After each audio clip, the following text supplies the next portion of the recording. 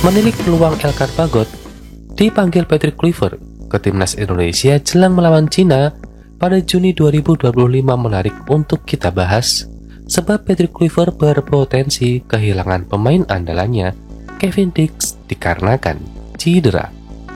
Padahal Patrick Kluivert memerlukan pemain terbaik untuk menghadapi Cina, sebab skuad Garuda perlu meraih kemenangan dalam laga krusial itu demi jaga asal lolos ke Piala Dunia 2026. Timnas Indonesia akan segera lanjutkan perjalanannya di grup C babak ketiga kualifikasi Piala Dunia 2026 pada Juni 2025. Ada dua pertandingan yang akan dilakoni pasukan Garuda, yakni melawan Cina dan Jepang. Ini jadinya yaitu dua laga terakhir di grup C. Duel melawan Cina akan digelar lebih dahulu, tepatnya di SUGBK Jakarta pada 5 Juni 2025. Kemudian timnas Indonesia akan tandang ke Jepang pada 10 Juni 2025. Hasil laga ini akan menentukan nasib timnas Indonesia dalam memperebutkan tiket ke Piala Dunia 2026.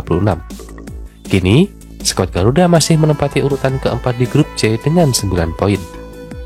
Diketahui hanya tim peringkat 1 dan 2 di klasemen akhir babak ketiga kualifikasi yang lolos otomatis ke Piala Dunia 2026.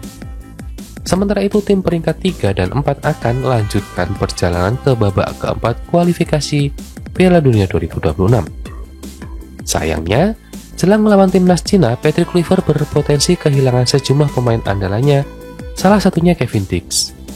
Diketahui Dix alami cedera hamstring yang saat membela klubnya FC Copenhagen pada 13 April 2025. Parahnya cedera yang dialami membuat dirinya diprediksi absen hingga akhir musim di FC Copenhagen. Tentunya, Patrick Kluivert harus putar otak untuk mencari pengganti Kevin Dix. Akankah dirinya melirik Elkan Bagot? Elkan Bagot diketahui sudah lama absen membela timnas Indonesia. Dia terakhir kali bermain bersama timnas Indonesia saat Piala Asia 2023 melawan Australia. Dengan cedera Kevin Dix, Bagot berpeluang kembali berseragam timnas Indonesia. Terlebih kini, timnas Indonesia dipimpin pelatih baru Patrick Kluivert. Menarik menanti laga tersebut.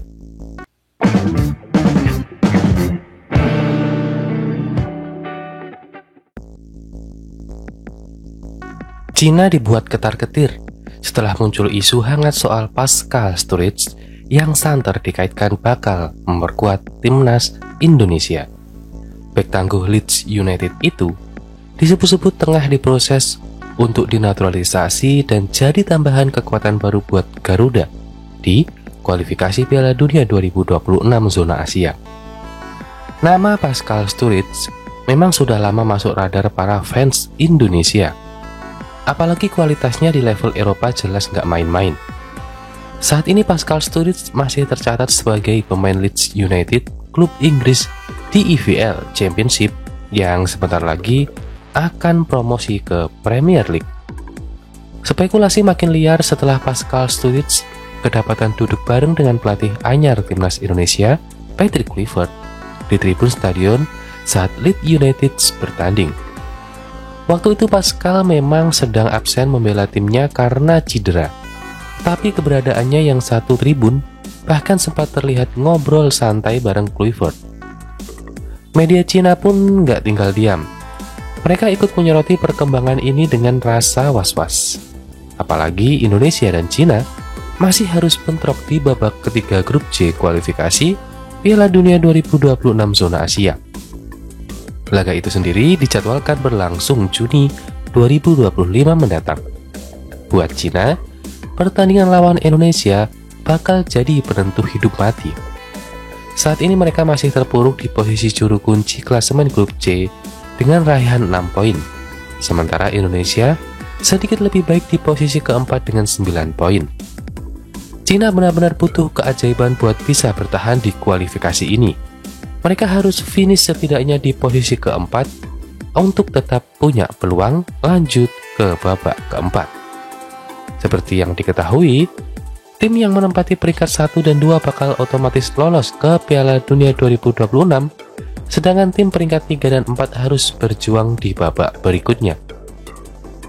Media dari Cina bahkan menyebut bubble-nya untuk soal Sturridge sebagai berita buruk bagi Cina. Pada saat kritis ini, berita buruk tiba-tiba datang, dan impian tim Cina untuk kembali ke Piala Dunia tampaknya hancur lagi, tulis dari media tersebut. Mereka juga menambahkan bahwa Sturridge dikabarkan telah menerima tawaran naturalisasi dan bisa saja langsung tampil di laga penting melawan Cina dan Jepang pada bulan Juni nanti. Jika Sturridge berhasil dinaturalisasi, akan lebih sulit bagi tim Cina untuk mengalahkan timnas Indonesia. Cina butuh keajaiban jika ingin masuk ke putaran keempat atau playoff. Di sisi lain, pekerjaan proses naturalisasi Sturridge juga tidak mudah. Jika setuju untuk dinaturalisasi, ia akan menghadapi prosedur yang sangat rumit dan ini akan menjadi misteri besar untuk mereka. Meski begitu, media Cina juga menyadari proses naturalisasi bukan perkara gampang. Apakah benar Sturridge bakal resmi berseragam Garuda dalam waktu dekat? Yang jelas, kalau ini terwujud, timnas Indonesia bakal punya suntikan amunisi baru